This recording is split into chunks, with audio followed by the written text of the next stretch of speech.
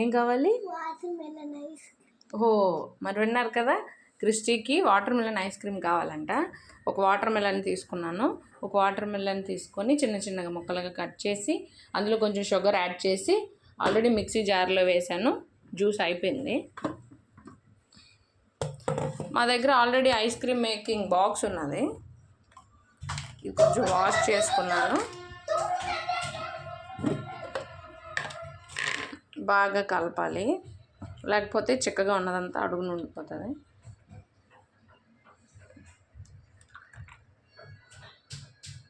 పిక్కలు ఎందులో ఉంచేసాను, కావాలంటే మధ్యలో వస్తే ఐస్ క్రీమ్ తినేటప్పుడు పక్కన పెట్టవచ్చు కదా.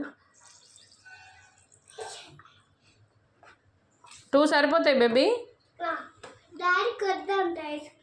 ఓకే, అయితే నీకొకటి నాకొకటి.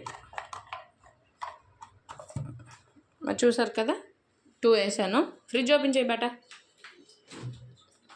D fridge